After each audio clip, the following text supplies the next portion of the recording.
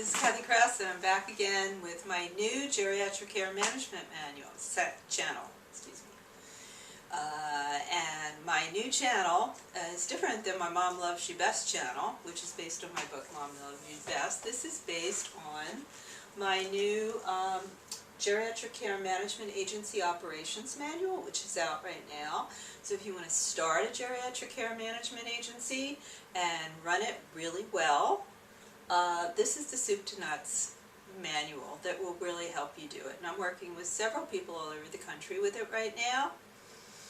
So we've already done a beginning segment, what is geriatric care management, and now we did the introduction to what is a psychosocial assessment, because that's all part of geriatric care management, because remember, you're like the doctor. We talked about that doctor. Takes your blood pressure, does a bunch of blood tests, sends you off for an electrocardiogram. He or she does tests. So you are doing a test and an assessment, and you're doing a psychosocial assessment. So remember, we had a Lebanese gentleman. He was 85 years old. His sister from New York, who just went through a horrific hurricane, had gone to her family reunion in California about 2 weeks before the horrible hurricane. And her brother didn't come. He's 85 years old. She heard from family members that he fell by the swimming pool. Doesn't know if anybody's done anything about this. And would like you to hire you a geriatric care manager. You just happen to be located on the West Coast. And but geriatric care managers are located actually all over the world, a lot in the United States. And you're going to go out and do the first part of a geriatric assessment. That's a psychosocial assessment. And we got to the fact that there are 4 parts to a psychosocial assessment. And so what are these 4 parts? And we're going to cover them. The first is history.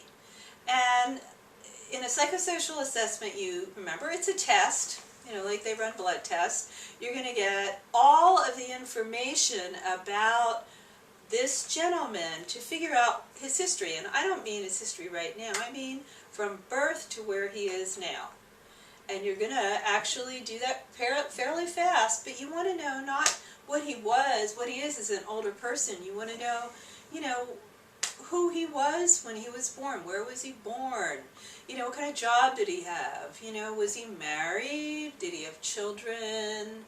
What did he like and dislike? That's a history, because you want to describe this person as a full human being. So that's the first part. The second part is a cognitive assessment, and that's when you go to the doctor and you're asked to count back by 7 and who is the president. There are many different tests that can ascertain that, and what you want to know is this person cognitively intact. If not, could they be giving money away? Could they be not taking care of their person?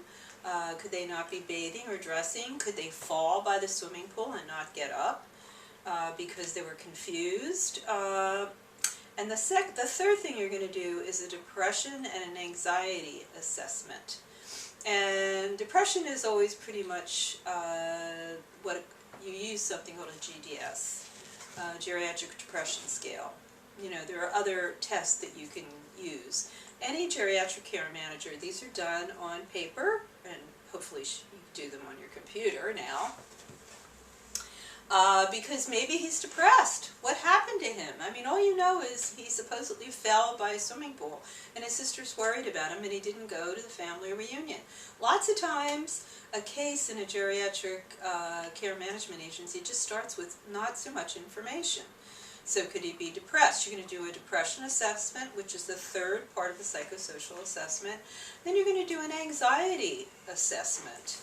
And, as anxiety, there are many, many scales. There's a Beck anxiety scale. But you're going to find out, he's 85 years old. Did something happen that made him anxious?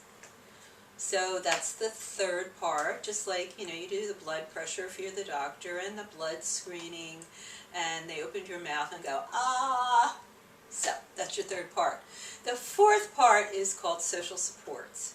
And social supports, I talked about them earlier, could be formal supports. So does he have enough formal supports? Like, does he go to a senior center? That's a formal support for an 85-year-old older person. Does he see the doctor on a regular basis? A doctor is a formal support. Also, informal supports, and informal supports are family, and he does have an informal support, and he has a sister in New York who's 79 who's really worried about him, and family is an informal support. So you're going to do those 4 tests, and remember, I said this is fast flash geriatric care management. We've gone through 3 minutes, probably a little bit more, but I'm never doing 10 minutes again. It's too boring. So we will see you next time, and you can check out my website, kathykress.com. The new manual is on there, plus all of my books, plus everything you wanted to know about me, my blogs, all the things that I've written. I don't know, not a lot of personal information. You could be my friend on Facebook, but I'm very choosy. Okay, so we will see you next time.